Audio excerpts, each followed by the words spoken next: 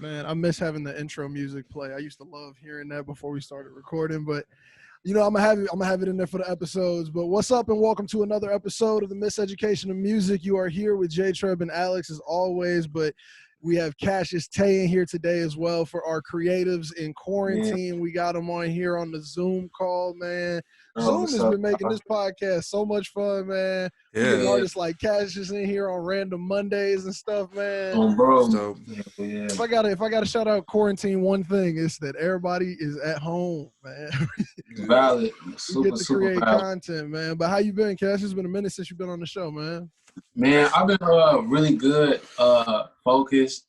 I've been present, you know what I'm saying? I feel like most times when I dabble off into like the day or my thoughts is all about like future oriented, you know what I'm saying? But I've been very present, you know what I'm saying, as of late, probably since like second week of March, you know what I'm saying? So I would say very present for real. Man, that's a good answer. You always come on with those good answers, man. I need to be present. I'm gonna throw that one in my weekly. You know, I'm gonna put that on my be present. Be present. Be present. It's important to be present. That's a good one, man. Yeah. But how you been, Alex? You got the dog over there in the shot. Got the dog. Name, since everybody can see the dog now, man. It's his name is Jax, Jax. Go follow him. Jax Fur Baby. Fur Baby Jax. Wait, he really has an Instagram? I'm trying to get this kid in modeling jobs and all that. Look at him. I mean, look at him. You know? But yeah, I've been basically just chilling with my girl for the past 2 weeks now. The drinking has been out of control. Oh my God, dude! Yeah. I've been going in pretty like crazy over there in quarantine. Yeah, I've been going in pretty deep. The other day I got some liver pain, so I think I should probably stop. But yeah, I haven't done anything creatively in a while. I've just been in this spiral. It kind of sounds sad, but it's not. I'm like, okay, I'm fine. I'm not like sad. Just going through like the motions of what day. Get that little quarantine rut. That little. I'm just every single day. But then like if we like kind of like hang out a little bit, I'll like DJ for us a little bit. So that's kind of fun. I've been doing that on Instagram Live at like 4 a.m. Really? I didn't see that. Like 4 a.m. Like 2 people hop in. I'll be playing Instagram. That's super fun. But other than that, just trying to live and trying to not lose my mind. But pretty much that's it. He's here for the week. So that's what's up. You know, quarantine is like honestly is getting so normal at this point. It's like I'm almost scared of it. Like just how long we've been in the crib, man. And like it's almost like this is the new normal, but like it's so weird how quickly I fell into it. Like that's how I feel about it.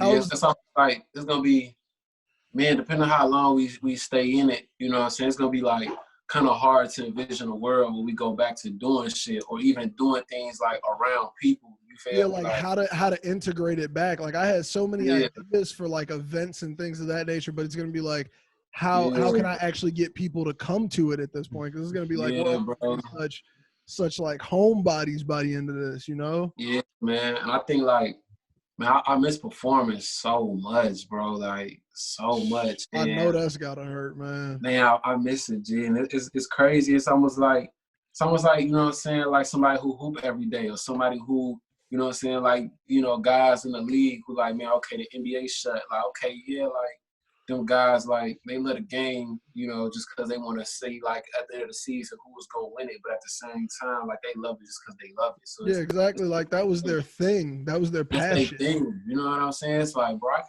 I love writing music and making music, but, like, bro. But getting on the stage is the different aspect of it, man.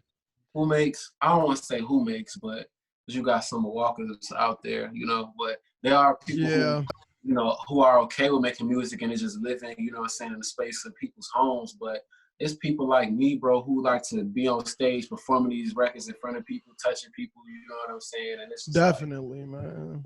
Man, bro, it's like that kind of gets me into a question because I really want to know, have you thought about doing any type of like Instagram type show or anything of that nature? Man, or like a live performance, like little donation event?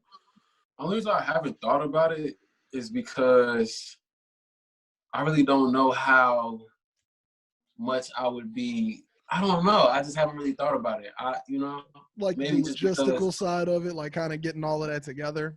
yeah, it's really more like a technical thing than anything. Just because it's like, okay, like the setup, the look, how would things look, where would I do it at? You know what I'm saying? By me Yeah, it's living, like, almost it can kind of warp the vision if it's not done properly. thank you. And it can look, it can Okay. kind of like, if I'm doing songs that ain't heard yet, it kind of like can make or break those. But Yeah, mainly the biggest you thing, want like, people to have like a memory when they first hear a track, thank you. especially. Yeah, That's definitely hurting music from this standpoint. 'Cause it's it different to is. drop your loose tracks in quarantine, but to try to Yeah, drop a new song that you formulated to thank you. resonate, you need That's like people to be able to bang that in the car, people to be able to bang it at the party. yeah, Like that's how you really get that energy from. Man, you do. the aspects I wasn't even really thinking of. Yeah, but I think the main reason why I didn't think about it is mainly just because, like, by me living with my grandma, it's like, where can I go in the house where I could just blast music and perform for like Yeah, an hour or something, even 30 minutes is kind of just like, I don't know. But exactly. yeah, that's really the only thing. But I don't know, man. You know, it's not saying it's impossible. You know. But it's just something that would require so much. Yeah, Because I've will been seeing so many people just hopping on that front facing camera, spitting and doing it. right at Yeah. the phone and then backing up. Yeah, I've done it like personally to myself to like think about like, okay, how would this look? And it just don't sell it just because music can't go up that loud, you know what I'm saying? And things of that nature. It's like I'm vocally so over the music. I don't think people realize if you don't turn music up all the way, like how much the camera is good at picking up vocals. You know Oh what I'm yeah, saying? but like you need the proper audio. What was that? What was that live that just happened? Bro, the Teddy rap. Yeah. Teddy in the studio. Oh, Yeah. I was dying, man. Bro, I fumble. was dead. And then I don't know if y'all It was follow funny Kev watching on it, G. It stage. was commenting like I didn't think it was gonna be like on Twitter crazy. Then I get on Twitter, G, like I forgot it was going on. I found out it was happening because of Twitter. And all the then memes, bro.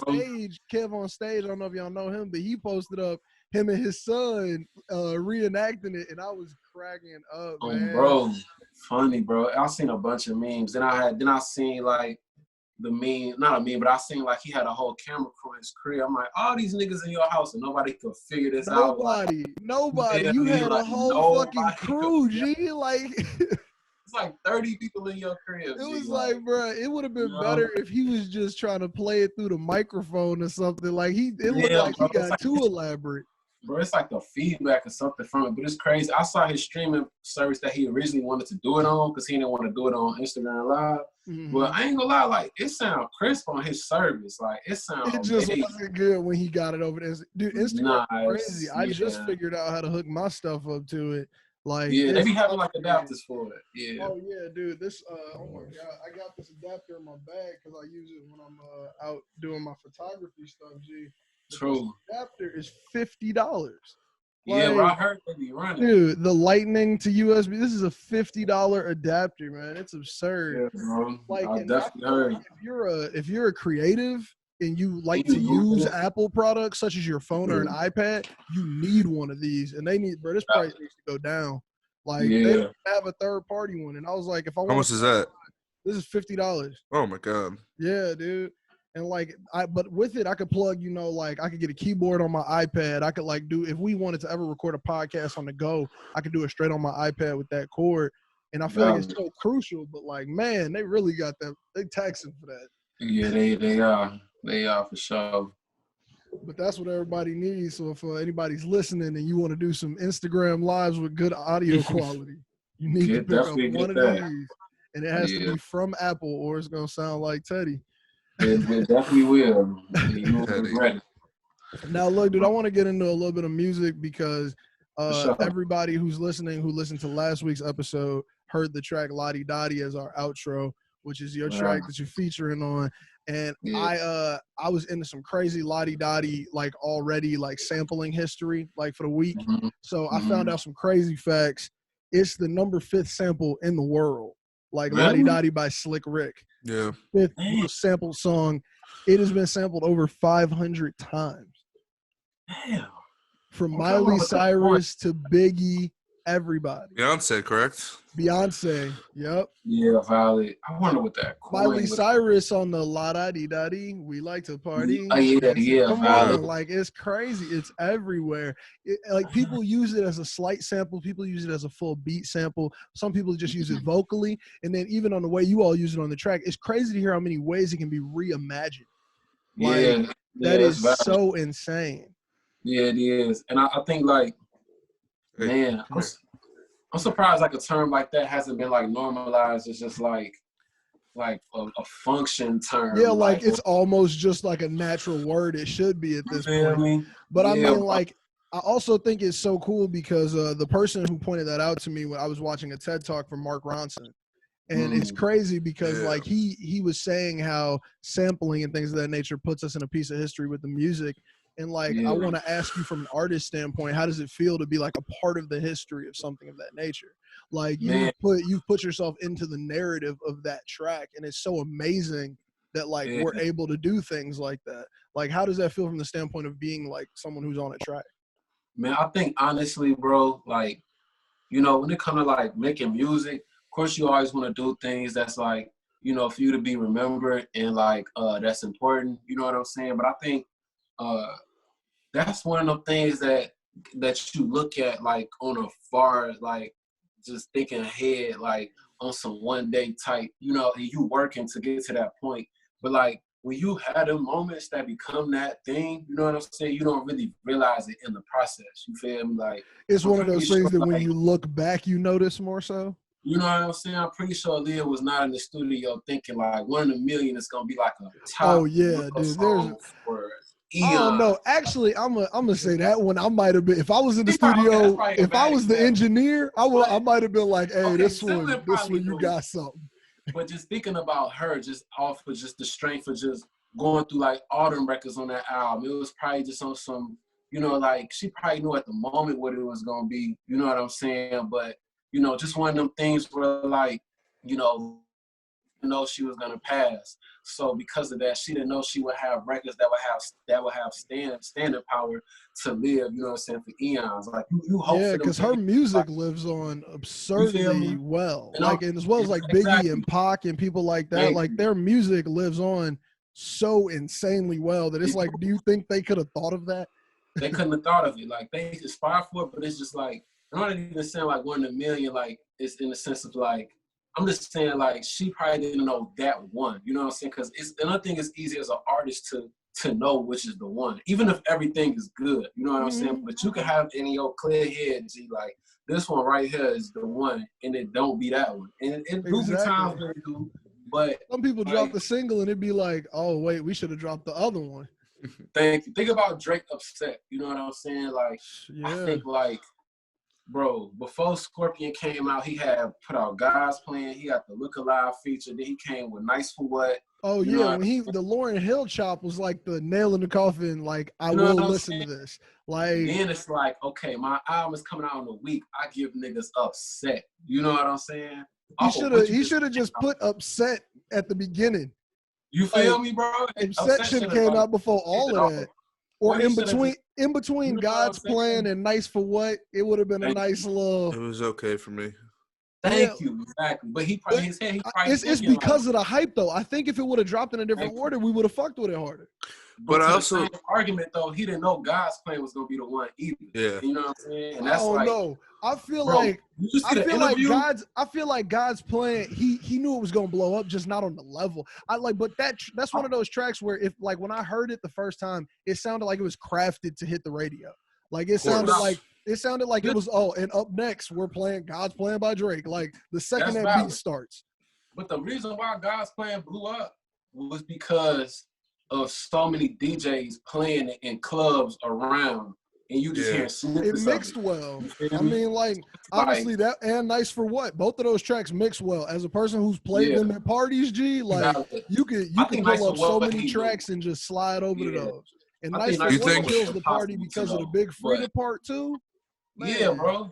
I think everybody be screaming for the watch to break down. Come on. That's valid. Even in your feelings, like Drake, I don't think that Drake would have thought that song would have been as big as it was. And I'm not even saying like these. I know the person who produced the beat for In My Feelings probably never thought that was going to be there. Bro, what made it, a lot of things that make things big have nothing to do with the pen. You know what I'm saying? The recording process. It has to do with timing.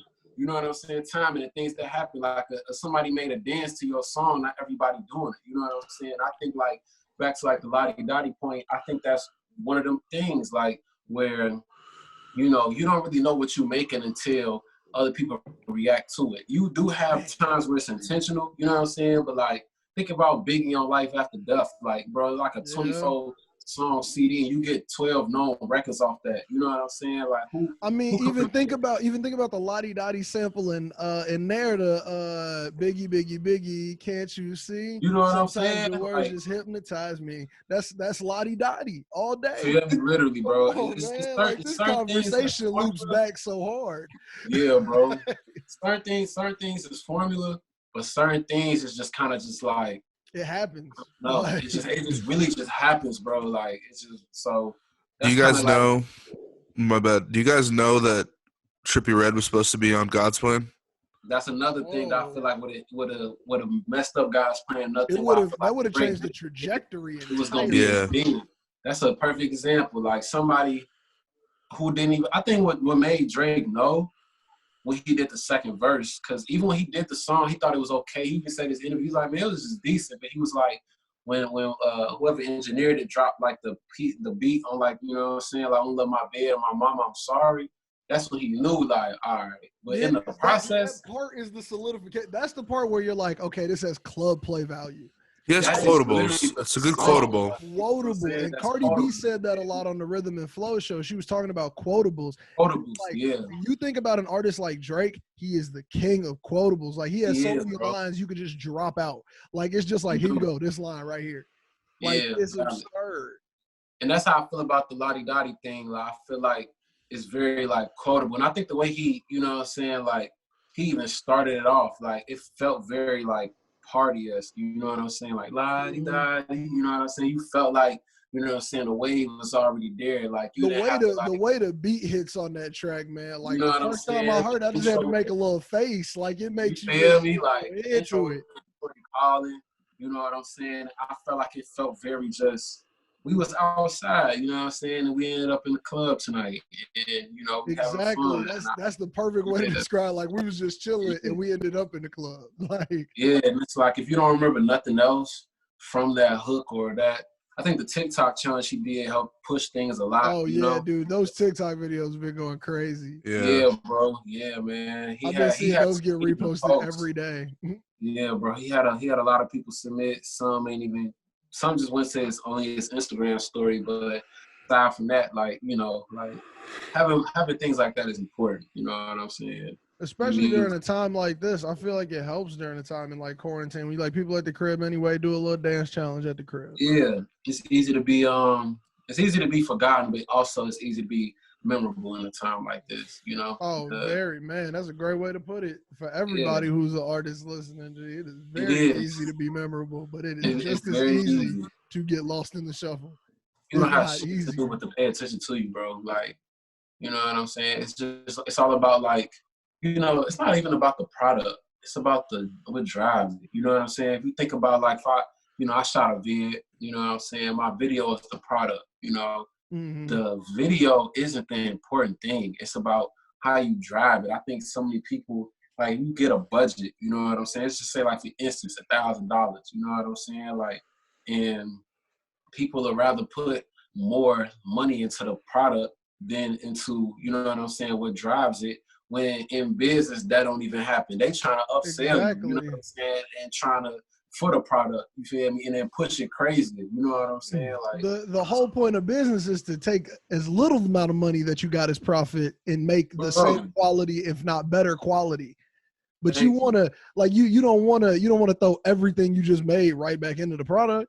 No, you don't. Like, and you don't want the product to go to waste without one thing that's important for driving a product, which I think Apple, Nike. Oh my God, dude! Don't even get me started on Apple. They commercials in quarantine, they about to make the most money. They never tell you about Apple and Nike, bro, never sell products on TV and tell you what they do. It's always about the experience. You're lucky You if know they what I'm tell saying? you a month before something comes out. That You feel me, bro? They might give you one feature.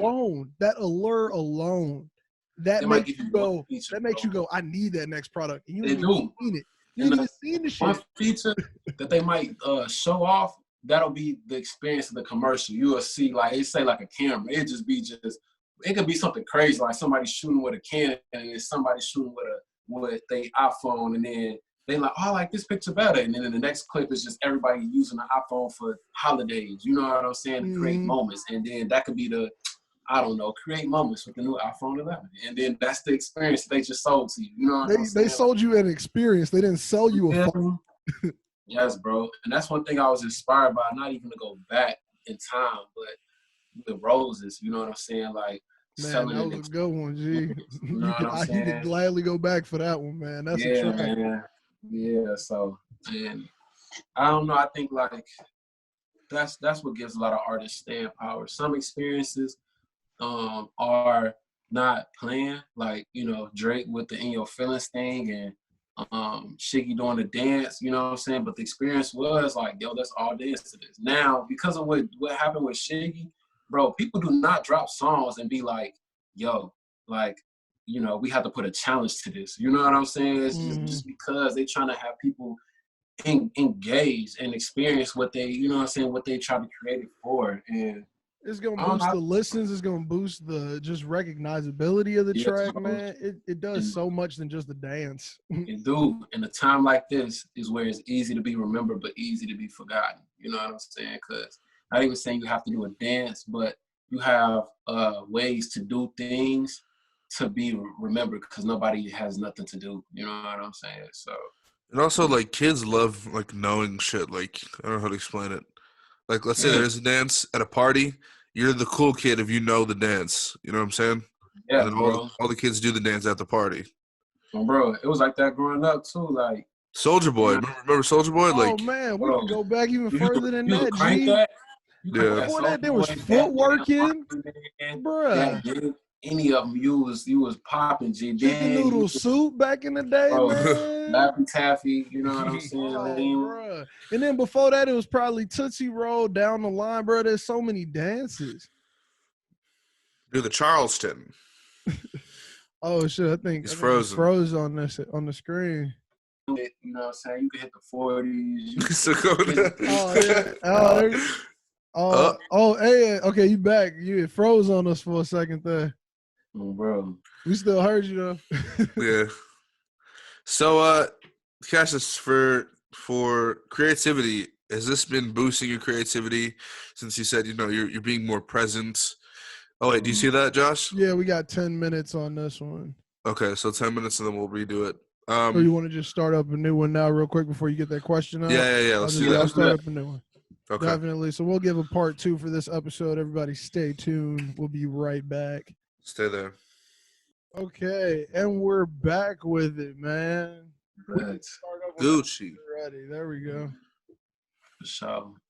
Now, Alex, you were asking something about creativity there? Yes. I was going to say, since you were stuck inside as much as we all are, I feel like it's an interesting way to be stuck inside because if artists have their own process and, you know, maybe some artists need to, like, leave the house from time to time in order to gain some inspiration, or has this turned you into, like, a workhorse who's like, I'm working every day, and, you know, whether it be, like, beat selection, whether it be writing, video ideas. How's this affected your creativity?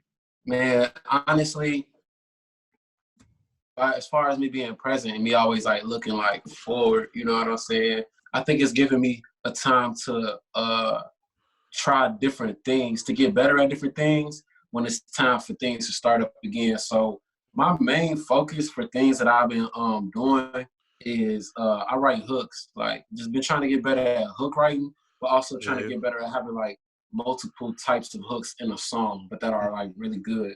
And I think that came from just, like, the beats I've been getting lately. Like, they have, like, 2 sections. They have, like, 2 4-bar sections for a hook. So it's technically 8, you know what I'm saying? And sometimes it sounds redundant to repeat it again, you know what I'm saying? To say the same thing over twice based on the cadence. So then you have to come up with something that's just like, okay, now I have to come up with something else that's creative as well. Like for example, the song Mob Ties. You know what I'm saying? Like the first like 4 bars of the hook, Drake is saying, sick of these niggas, hide some help, get rid of these niggas, you know what I'm saying? And then the next 4 is like, I fuck with them all because I'm so tired. Yeah, I got ties, you know what I'm saying? And that's also like the next section. But they both equally memorable, you know what I'm saying? And I think that's what I've been really, really like working towards. I noticed like R&B has always done it. It's rare that rap does it.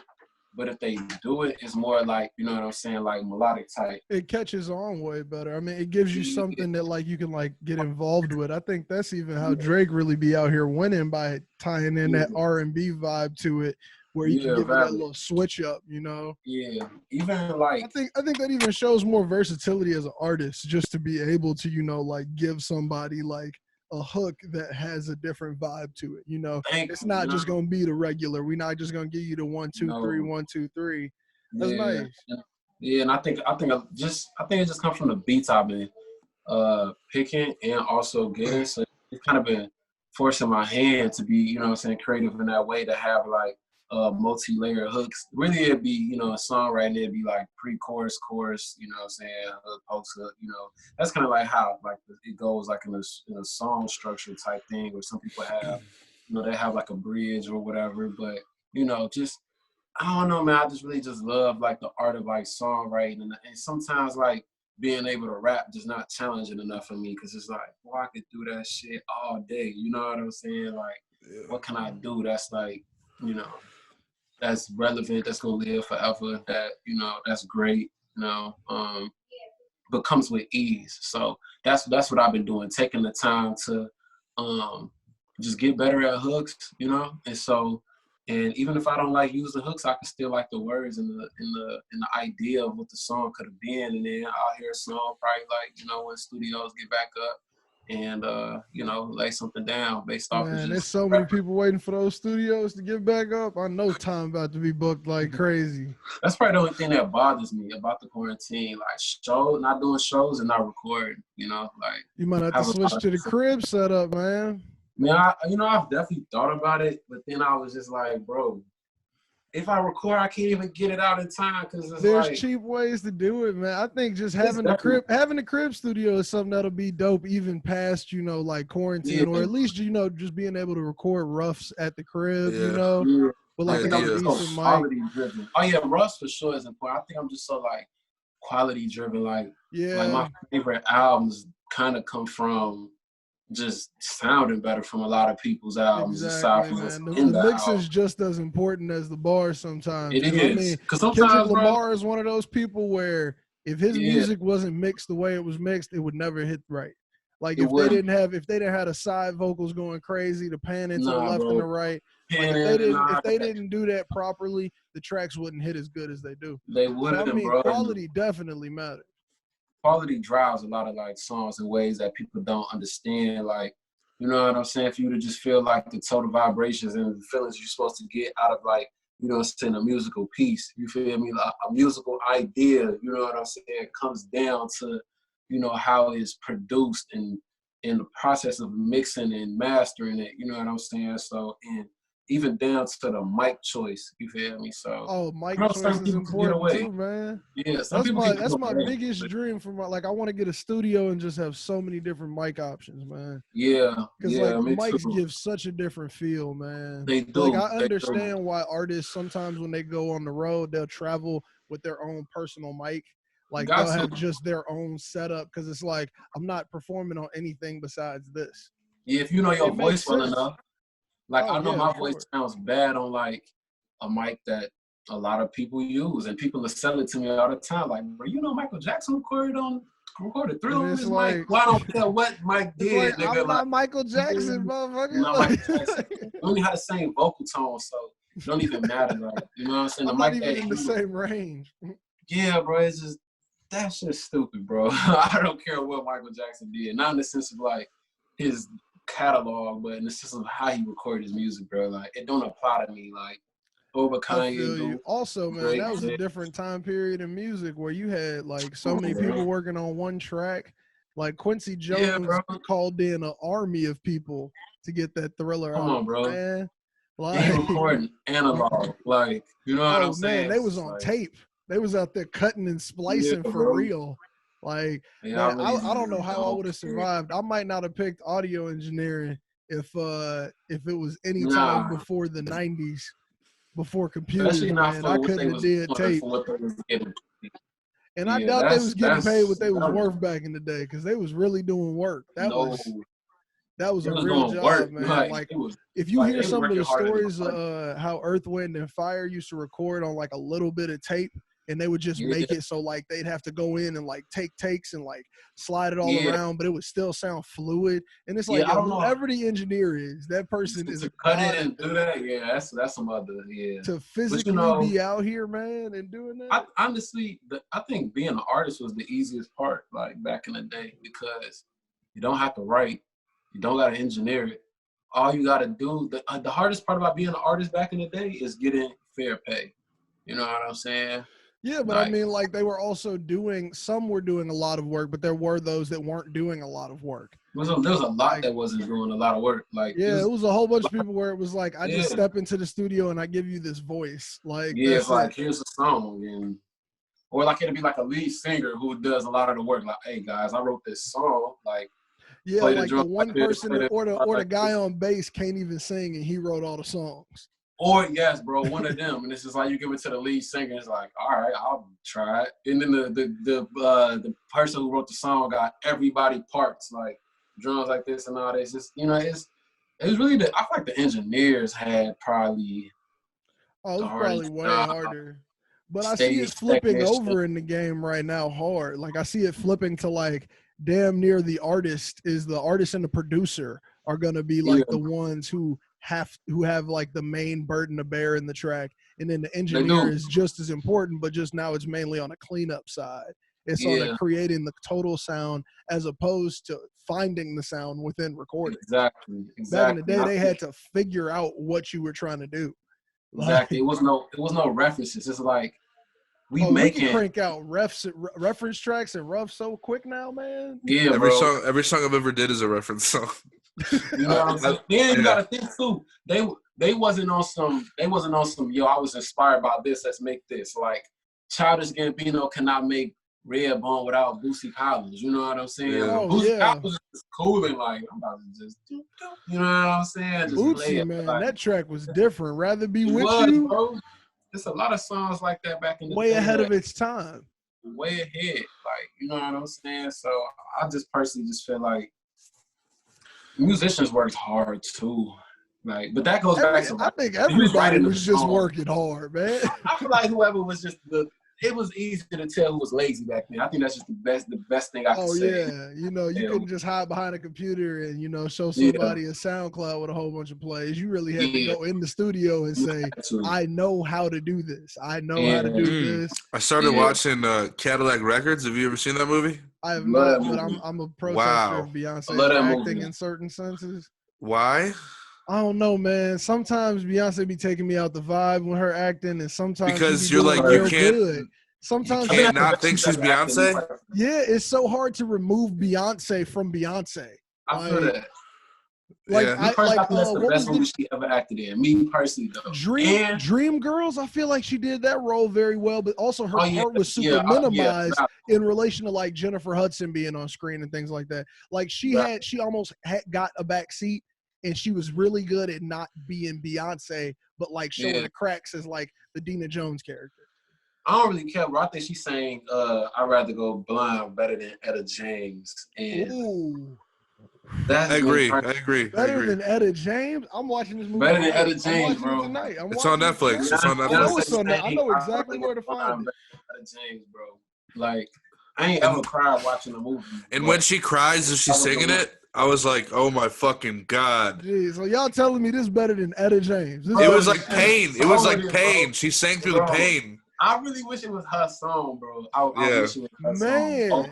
Oh my God. Like, Etta James is mad about it, bro. Right after we get off this podcast, I got to watch this now. Yeah. watch it, bro. Like, it does a little disservice because it has to like squeeze years of history into like an hour and a half, so it kind of moves a little fast. Is but it a it's still biopic? good. Like, is it like actually? It's about chess. history? So it's about chess records in Chicago, and the first person there was Muddy Waters. It's sort of like the birth of like rock. Okay, okay, got how it's supposed to be that, and sadly how they were fucked from the contracts and all that. Like, you know, the reality of it. The reality of it, yeah. What I was saying was the hardest part for like being an artist, like money related things. You know, because everybody was getting screwed over. Their music was getting stolen because they weren't big enough. Yeah, which is absurd. I don't see a lot of music theft being able to happen without people figuring it out anymore. Man, like people be really in tune with that stuff now. People do, but I feel like one thing that people do wrong is take the longest contract. And I don't know what's in those contracts, but I think that's like a common thing now, taking the longest contract. Ain't no way, like, bro, an artist signing now, like, a 5-album deal or like a 7-album deal. It's like that's so much content, dude. 7 albums just to get out of a contract, like, bro. Think about you have to crank out all of that music just for your contract to be over. That's so much content, and then you don't want it to be negative on your back. No, I mean, Storyborn Center, 2014, 4 Hours Only, KOD, 5 albums. It was like several albums to get out your contract, bro. That's cap, bro. It's absurd. But some people, man, and like this is something that a lot of people talk about is, are these people signing contracts in duress? Like, are they picking people that happens a lot too, who are in such bad conditions that they put a shitty deal in front of them and they have to take it almost? Because it's like, in the movie, it's like you're so good at your art, you know you're so good at your art, and this person just goes, well, we all know you're good, but no one will ever find you if I don't help you, so you have to take this. Yeah. Sometimes that's why that has to be bad business. We got to find a way to be able to, you know, combat that. Yeah. That's why sometimes, like, when people be like, I'd rather be rich than famous, why sometimes fame will help, because if you get so famous that you become a thing, a brand, an idea, you are now able to do other things to bring in revenue. You know what I'm saying? That it's beyond just it makes being able to have that one thing that you get your. Because people so into you. Like, imagine just a regular, just, you know, bro, like, you can go downtown. It's not hard to run into somebody rich. You feel me? Imagine if somebody had them tied up in the main thing that made them some money, bro, and they don't got the pull of somebody who is very famous. You feel me? Like, one, nobody's gonna be able to boycott against it, to be able to raise awareness, to be able to kind of like have sympathy for you, to even to buy into what you're trying to like sell next. You know what I'm saying? That's why, like, I think that fame has certain like benefits. Like, think of Kanye with like Yeezy. You know what I'm saying? Like, yeah, I was about to say that. Like, imagine if any of these artists or any of these super famous icons picked one lane and like didn't get profit. Like, imagine if Jordan only accepted the money from playing basketball. Bro, not an endorsement from anything else. No Space Jam, no Jordan shoes. No Space Jam. Take all of that out, man. The Jordan cologne, like none of that, bro. The commercials. Like, if you were to get rid of all of that, it's insane. Because like his fame brought him all of those extra avenues. Thank you, bro. Like, because all he wanted to do was be great at basketball, but he was like, I'm making my money over here though, because I got famous doing this. And I watched The Last Dance today, so you know I got some Jordan talk. Last Dance went crazy. Man, come on. My mom recorded it for me at the crib so I could watch it here. Oh, She put it on the DVR on Xfinity. Yeah, mom. You can do that? Yeah, dude. So I had my mom recorded back at the crib, man. Bro, I have like 5 channels here in my apartment. I can't watch it. I have like. Oh, I don't have cable, man. I ain't had cable since. Oh, really? Ever, man. I've never paid for cable. I pay for internet. Yeah. I think being famous makes the world a lot smaller for you. You know, everyone knows you. Everybody in the world. 6 degrees of separation, man. Yeah. 6 degrees of separation for sure. 6 degrees of separation to get famous and to, I don't know, to remain famous. To use your fame. Like, the more people you could get to with just one phone call, it's always gonna make it just that much easier. Like, even like women on Instagram, like it gets annoying seeing the way that people get famous. You know what I'm saying? Like, Oh even yeah, like, man. women that I know personally, they feel a way about it. Like, so if I just show myself off, then you know what I'm saying? OnlyFans. OnlyFans, stuff like that. OnlyFans. But man, sometimes like that's part of the fame. Like you get that avenue to do whatever. You had like one girl who got no talent but got the body, and she could have like multiple streams of income just from her fame, from how she looks. Yeah. And then you could have a girl who's also very pretty, but has more like dignity and more like integrity in a way to go about getting what she wants. She might not see the chance to get what she wants as fast as the other person. You know what I'm saying? And it takes a lot of like confidence away. Even like me, you know what I'm saying? As like a guy, like looking at like, man, all I gotta do is just murk a nigga and write about in a song to be famous. You know what I'm saying? Gee, like, that's almost what they made it seem like with Melly G. They was just like, what? That's all you do that and you could top the charts. Yeah, like, think about Lil Tecca. Bro, he be talking a bit crazy, bro. Man. Bro probably ain't held a gun till he got famous, you feel me? Probably, I don't even know bro like, but you know what I'm saying? Wouldn't be surprised. It just didn't seem like it was all that true from the beginning, you know? Bro, it did not, bro. Like, he looked like the nigga in my lunchroom that get pushed, you feel me? Like, it's just one of them things, bro. And it's just crazy because not even to, like, talk down on him, but just talk down on what's accepted. You know what I'm saying? Yeah, exactly. It's about the game and what we accept in it. It is, bro. Like it's in part on the fan. It's in part on the fans at this point. It is, bro. Fans, like, I just like, okay, look, this is me personally. You know what I'm saying? Like how I grew up. You know what I'm saying? And my respect for women. Like I can never be a fan of somebody like Triple X, even whether he died or was alive. But you know what I'm saying? Him having multiple videos on the internet of him beating his girl. You know what I'm saying? Yeah, it makes it different. It sours the art. You feel me? And it's crazy because, but then that get hard because it's like, where can you pick and choose? Because it's like James Brown did the same thing. You know what I'm saying? Yeah, exactly. But that's the people who like can like still watch the Cosby Show, and then some people who are like, man, I can't even watch it. And it's like, where do you draw your line of separating the art from the artist? And we talk about it a lot with we call him He Who Shall Not Be Named, but it's R. Kelly because we like that might be the first time his name's ever been said on here. But it's like that was one of those ones where you really have to ask yourself, am I about to separate? Yeah.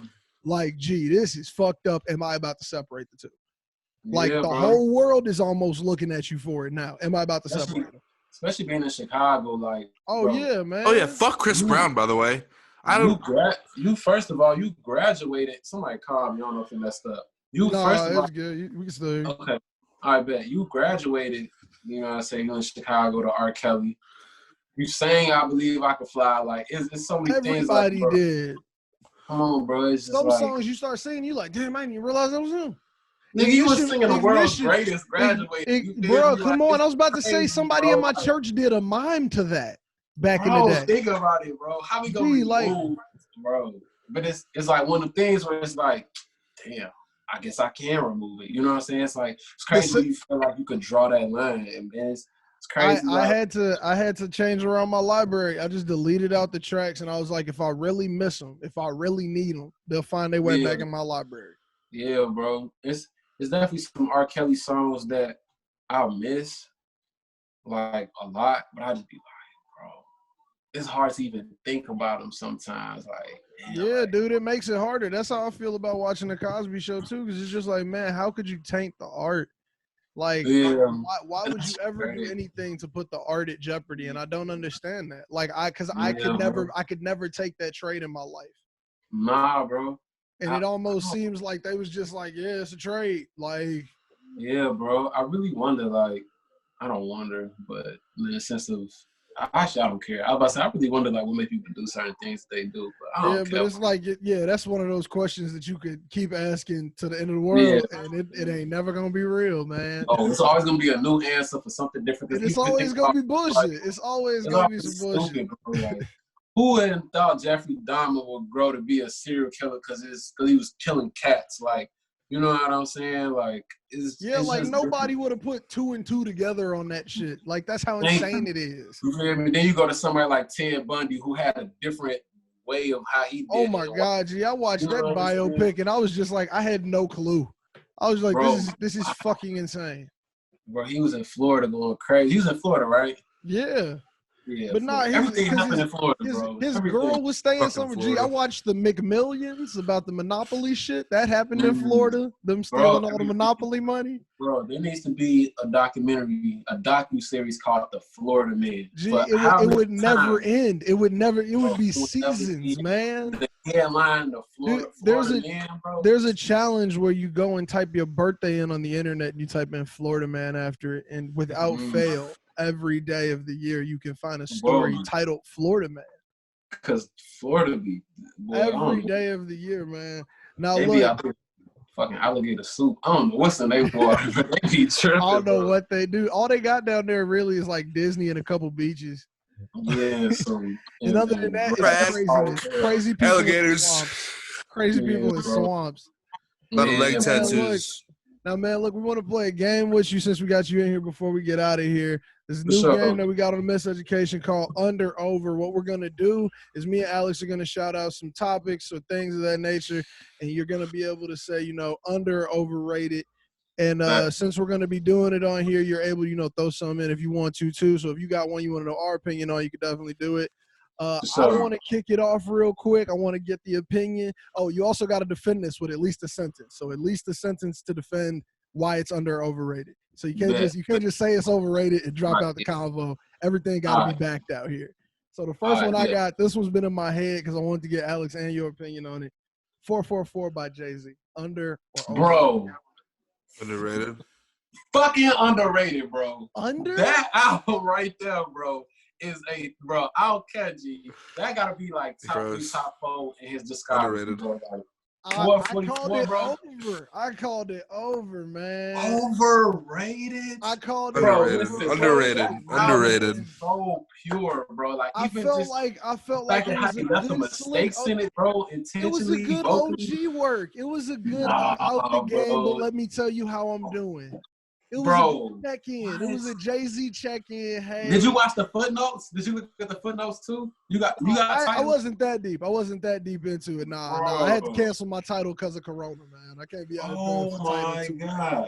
444, bro, underrated. And it's not even I'll give it another listen because of how strongly your opinion is. I had to cancel title because I needed to eat. Bro. Yeah, that's what I'm saying. I had to cancel title because I had to get Adobe. Yeah, please revisit.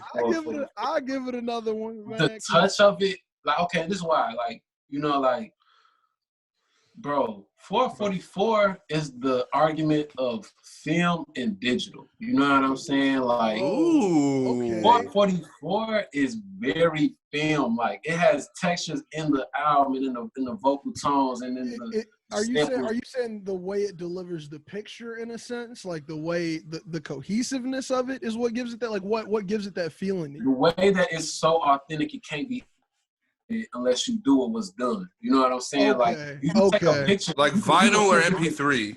Yeah, you could put different like filters on digital pictures to make it look like it's film, but it's not film. So this had like the vibe of being recorded old school, of being like an older. I don't think I looked at it through the lens of, you know, thinking of it in that nature. Well, relook. Take another look. I'm going to, man. I have to now. I love that. I think he's frozen again, man. He's frozen in time. Man, what's going on? There's it.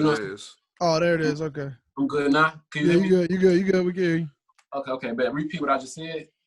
Oh, no, I don't. Did you say something in between? Yeah, go for it. Just repeat it. Yeah, so basically what I was saying, like, you know what I'm saying, by it being at like 444 like hertz, you know what I'm saying, like by it being mixed in that frequency, which is where like a lot of like old songs, you know what I'm saying, the frequency range that they was mixed in, like for it to have like that like vintage polished feel, you know what I'm saying? Even if you listen to albums like For Your Eyes Only, if you ever notice that album is more quiet than newer albums, you know what I'm saying? They turned it down, but they went crazy on the mix of it. You feel like, me? That's in the tracks, like the title track is where you can hear it when the horn comes in slowly. Yes, bro. That's when you can tell that like it's just at a lower rate.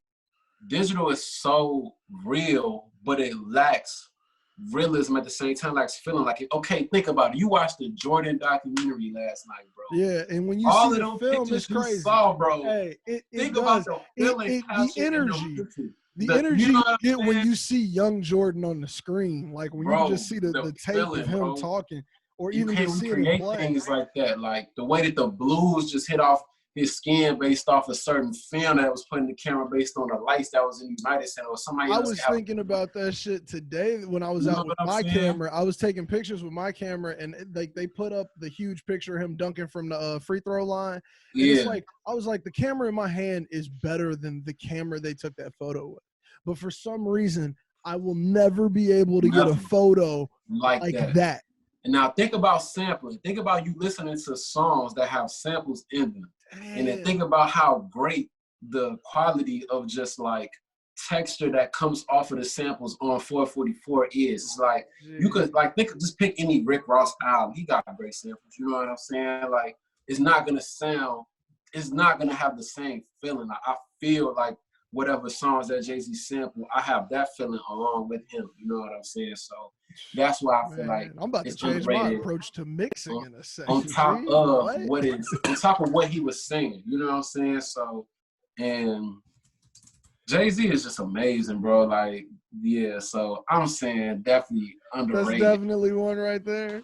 Yes, bro. 444, bro. That's like a top 4 in his top 4, top 5 bars out. So, wow. Yeah. Alex, you got one for the under over?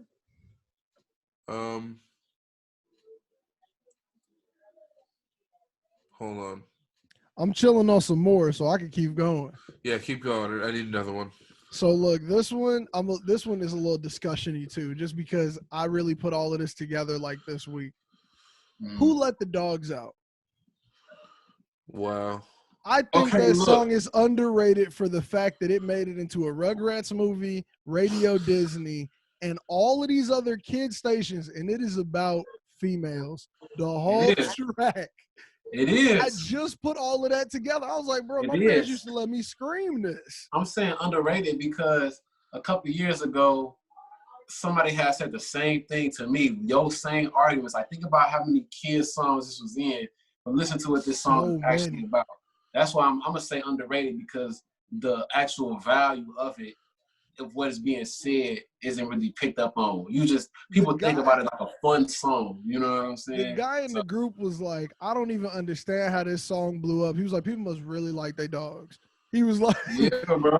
He was like, that track ain't got nothing to do with dogs. Like, no, it really and I really put all of that together like this week. I was on a deep Google search. I was like, bro, does anyone else know this? And like articles were popping up and stuff. And I was like, gee, they really let us listen to this as kids. It was in the Rugrats movie, G. And underrated because who know the verses?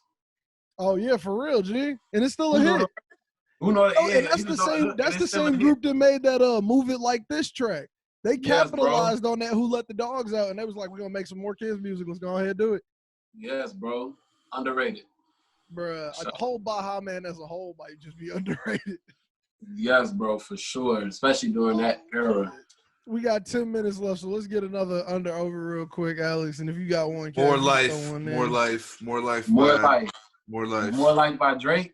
More Life by Drake. Underrated.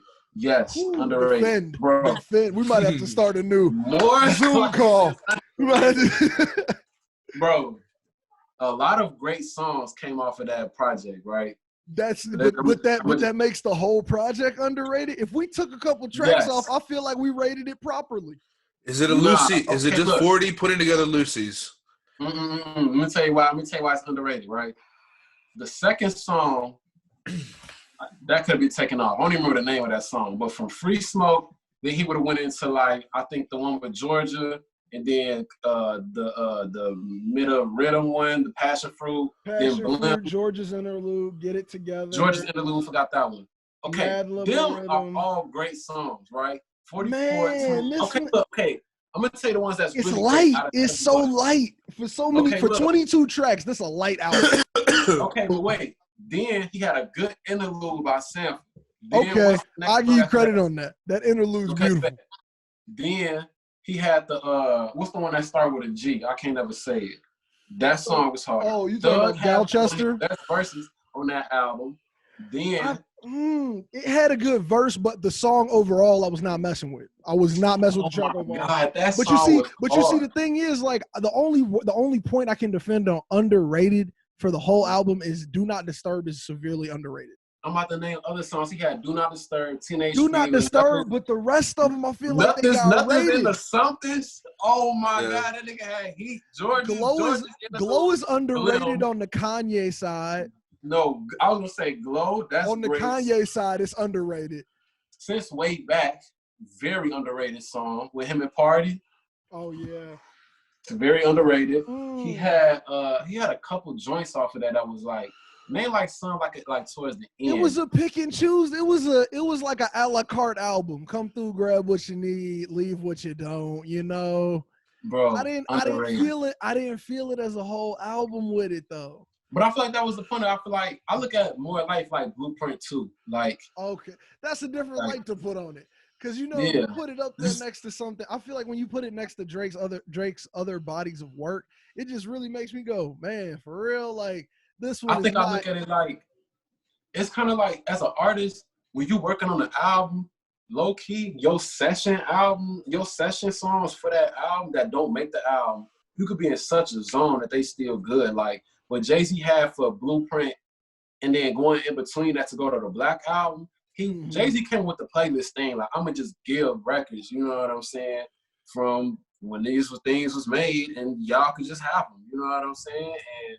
That's how I look at More Life. Like More Life was like a perfect blend between if you're reading this in views. And the reason why I say it's underrated because it's still a lot of like great songs on there. Songs where he had the features were decent to me. But I think he still had like he went crazier on the solo joints on here. Bro, he went crazier on the solo joint.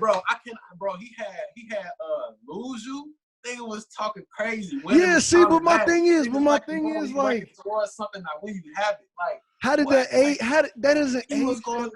Those bars are stuck in when it dropped to me. They stuck in the time when they dropped. They didn't grow. They didn't because they didn't cultivate properly. Like they was good. Then he had Can't Have Everything on a lot. Can't have bro. He was talking crazy on Meek on Lose You. All you did was write the book on garbage ass roadies, ego posting, picture posting, some shit. Well, he was going crazy, bro.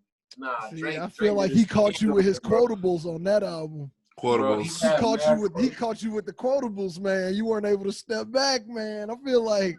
Man, More Life was hard, man. He was. I don't know. Then I think like, bro, the term More Life. Okay, bro, I give you that, of course. Bro. What we have without Drake's known for giving More you life. that album title that's gonna make you think. That's his thing. Yes, you bro. know. I've been Take in care. Table settings and people giving toast. And they'd be like, More Life. You know what I'm saying? More Life. Drake. Hey, actually, let's start up one more call just so we can get the end of this chat in here because I feel like 5 minutes is not enough real quick. So let's do one more. I'm going to shoot the link out real quick. All right. And to see it in like a different way. With the recording. Okay, so we back with it, man. Cash, you got any under-overs, my man?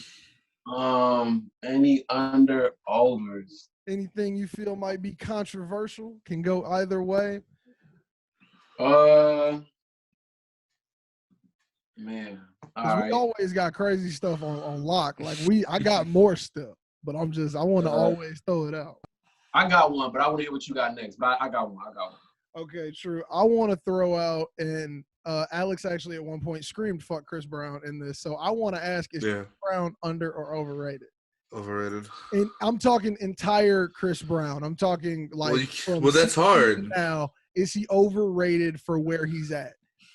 Like, has he achieved the point he's got to? Is he not at the right point he got to? Is he under or overrated?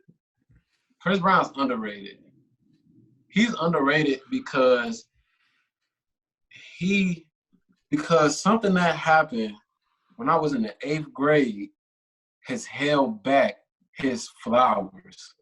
And there's people out here who have done things currently and got forgiven faster for people to let their careers continue. You know what I'm saying? Like, definitely. I will say that other people have like, been given more leeway than him at 16 years old.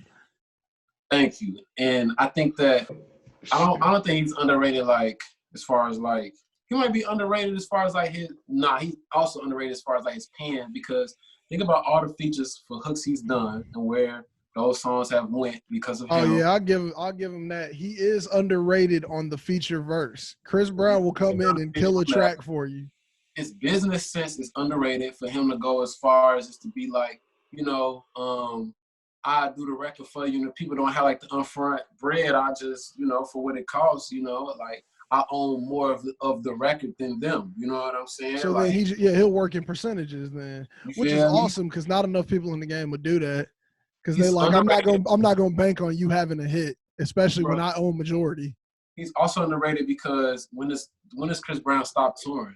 Like, oh yeah, I'll give him credit. The coronavirus for Chris Brown to stop touring, like Chris Brown is always on tour. You know what I'm saying? I feel you on a lot of those underrated points. I think musically he's slowly becoming overrated with these more recent drops, though.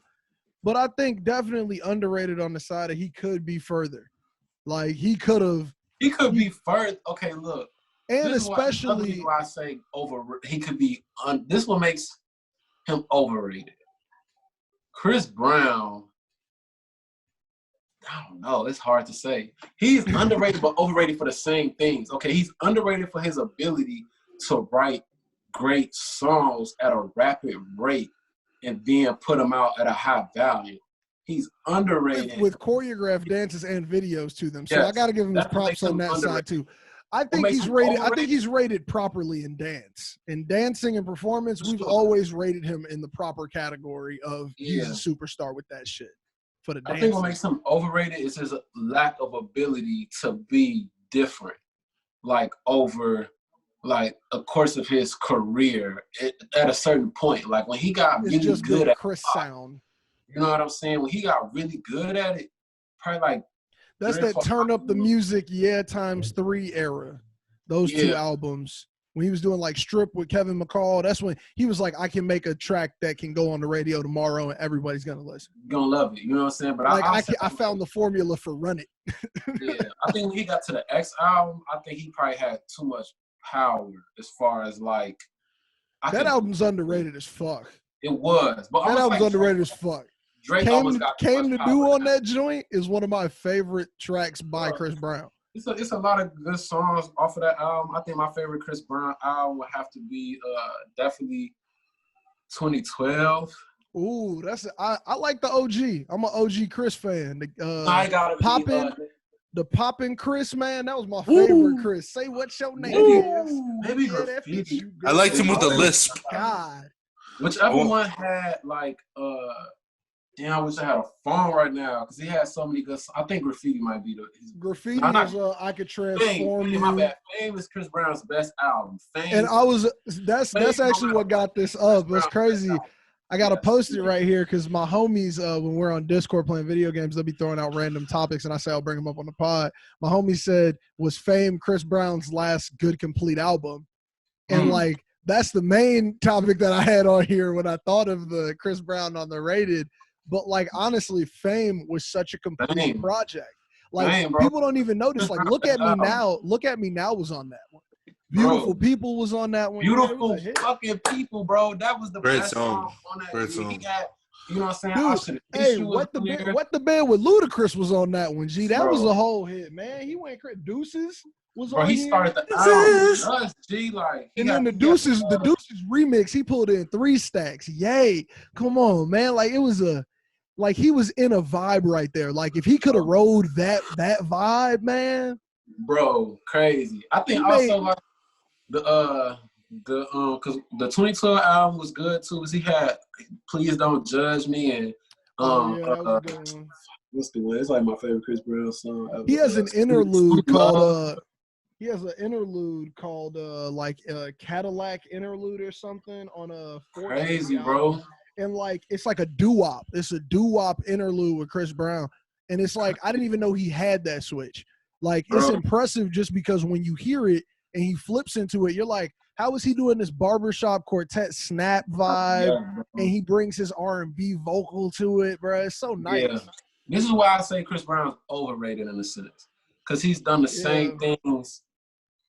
He's underrated. He's done the same things over and again, like greatly. But he's done the same things over and over again. But at some point, you got to sit down and go, "Damn, you just keep." When he goes into features, it'd be like, bro, I wish you could give us that on your albums. Like some of his features just be like I heard a song like the song that him and Bryson Tiller got together. Like I'm like, damn, I wish like it was more of these from, you know what I'm saying, from Chris Brown. Just like I wish he tapped in them type of bags, you know what I'm saying? I feel like it's people who come off the chest like in R&B sometimes like better than him. Like it could be beat selection, it could be wording, but he sing better. Like imagine like even the song, if you know it, but the song by Chris Brown, it was on the Royalty album. It's called Proof, and a great song.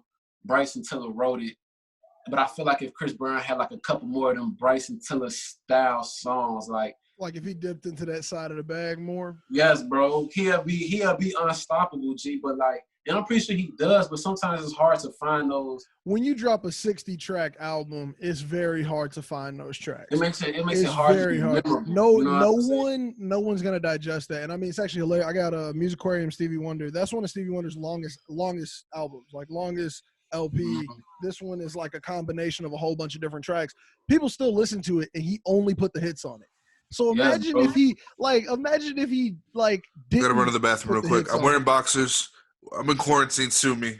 I'll be right back. Do what you gotta do, man. But he had to put all the hits on there for that album to be as successful as it was. Chris Brown has given us like a whole bunch of we're throwing these at the wall type tracks, and it's very hard to get somebody to sit down and go, I'm gonna digest all of these. Yes, bro. Like that's very hard, man. Now look, we actually about to start wrapping it up, but I do want to get your under over real quick if you got it, and then we can share it with Alex. But I'll throw my opinion out first since he's in the bathroom. Man, mine was it depends if y'all listen to the Party album. I was gonna ask like how y'all felt about Party's album, if it was underrated or overrated, or I don't even want to say that, not even an under over. Like whose album is better, The Weeknd's or Party's album? Oh my God, dude, I love comparisons, man. I hate to bring them up myself on this show, but I love them because my thing is that's putting up two bodies of work that I'm not gonna say disappointed me because that's a terrible term to use. Like I don't want to use that as a fan of both of them. Mm-hmm. But both of those albums were not what I expected in any way. Alex, just to fill you in, so he asked whose album is better, the Party Next Door album or the Weeknd's album? And I was saying that, like, dude, that's hard for me because neither of them were what I expected from the artist. Mm-hmm. The only reason I think I give it to Party is because I've been waiting for him to get some shine. Okay. I've been waiting for him to step up from the background and everybody to be on the wave of Party because, like, I've been rocking with him for a while. Like, I love Party. He does so much work for Drake. You can even almost hear the work that Party does for Drake when it's, like, Party working with him. And it's like that Weeknd album was just another one of those Weeknd albums. It was like another Starboy type thing to me. And that's not – I'm a Hills fan. You know, I'm a Trilogy fan, G. Like, it's different. Like, man, what was the Red Balloon Project? Like, I'm the old Weeknd fan. So man, that's the Party for me all day. I haven't listened to the Party album as deeply as I should have. I listened to the Weeknd album pretty deeply. I liked it. You know, I'm not expecting major changes from him anymore. I'm not expecting. I mean, let's be real. Expectation level. The expectation is low because it's not. But I'm not mad. I'm not. With him, I think I'm like, okay, he's like a multi-millionaire now. He's not a broke Toronto kid anymore. He's in a different lane. He's in a different space, bro. It's hard for your music. We should talk about it. He bought like a multi-million-dollar, like I think like a $90 million penthouse. Like he's a different dude, man. He's a different guy. He's not the same like he's not the same like low-leveled music cocaine user. Yeah, exactly. Beautiful music. Like he's in like the album, different shit now. He's got bread, man. Can't get those like in the emotions album, out of him. He said Cali was the mission. Now I'm moving from Cali. Like it's a different thing. You know, in the hood, yeah. It's hard. It's hard to vibe with artists, in my opinion. The type of fan I am, it's hard to vibe with artists when they get to a different struggle. Because I'm not gonna say their struggles removed, but when they get to a different level of struggle, it's hard for me to vibe sometimes. That's why, like, it was hard for me to catch waves like Post Malone. I was like, I can't feel your vibe. I can't feel your wave. Like, I can't relate to it too much. And the further your artist gets up, and it's like, even like with Kanye West, like the more he moved up, it was like, man, you talking about some problems I can't relate to. But when you was talking about how you was like just trying to get out here and, you know, get to New York and rap for Jay-Z, I was all there for it. I was all there for it. It was more relatable to me when I was hearing Gold Digger, you know, tracks like that. Like they strike a chord more than when you get to, you know, like the Closed on Sundays and types of tracks like that. Like I can't put myself in your shoes because I'm still in the position of your like first two albums, you know? I think Cole has been Jay-Z too. I'm gonna argue that. But I think Cole for sure has been probably to be the most grounded throughout his Kendrick whole as career. well. I'll give Kendrick some as too. I think Kendrick veered a little more than Cole. And that's a different debate. Yeah. You said Kendrick is better than Cole? No, I said I think Kendrick veered more from the stay into your shit path than Cole did. Oh, only ever so slightly, but that's like a whole Kendrick v. Cole debate type thing, you know? Yeah, that's valid. I don't disrespect either of them for the way they got up in the game. What you're saying is definitely very, very valid. I think one thing I'm gonna say is I think in some ways Kendrick has to and Cole doesn't have to, but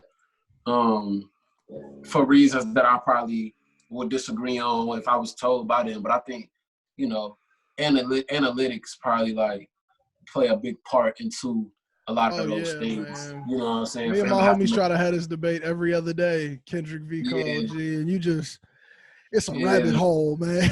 No, that's like, it's like that's like Tupac and Biggie, you know what I'm saying? Like one of them never-ending arguments that are just Jay-Z and Nas. Like, although I'm always say Jay-Z better, but you know what's crazy is I'm on the Nas side of that debate all day. Yeah, like, it's always that Drake don't really got it.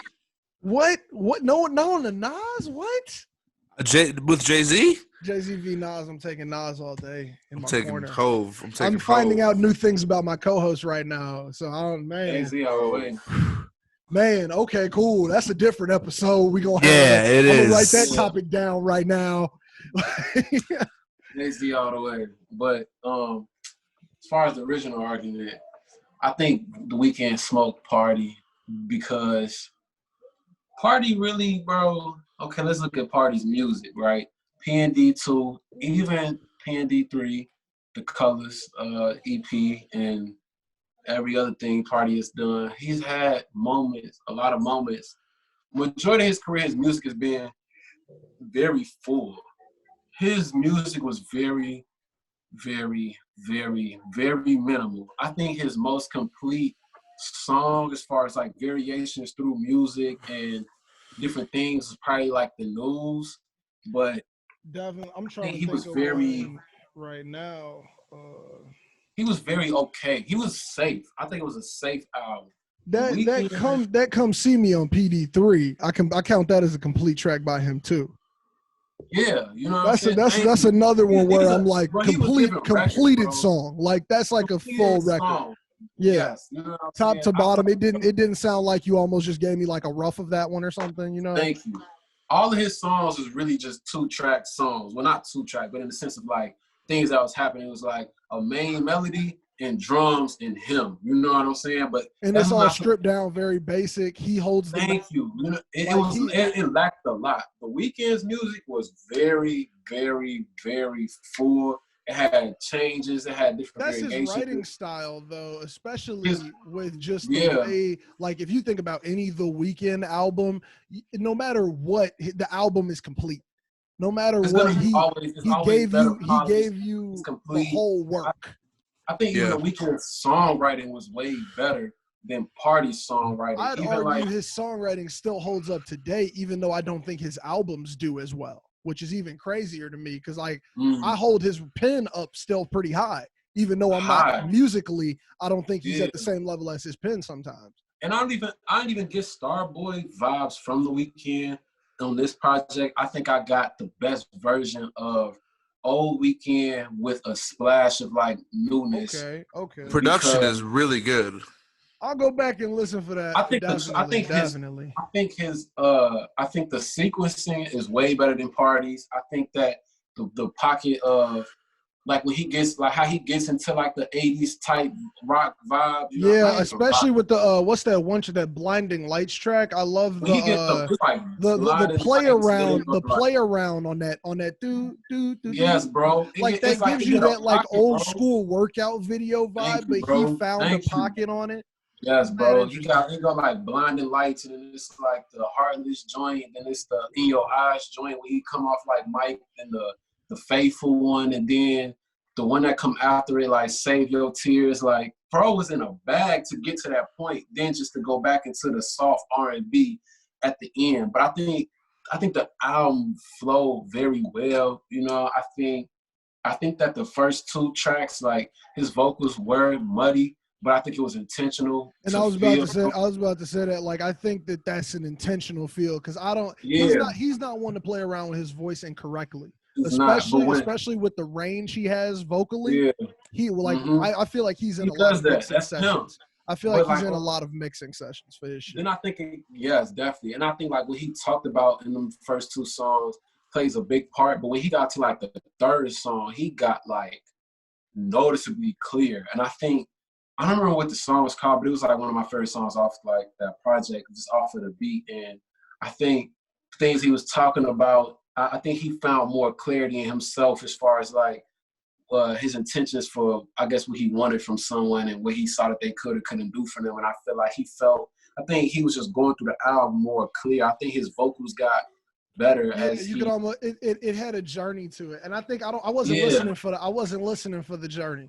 I was mainly just trying to find relatable or try to find like just rememberings of older sections of him, and maybe I'll be a bad fan out here, man. This show be making me realize I'm a bad fan sometimes. Get your shit together, kid. Some things he said I can relate to a lot of things that he said over Party just felt like I'm just giving y'all whatever, I feel like I go to Party to get the vibe of almost like just take me somewhere real quick. Especially with his older works like the PD3 or even I can't even think of the other ones. But like it's one of those artists where I'm trying to, like just, hey, let me catch your vibe. Yeah, like, bro.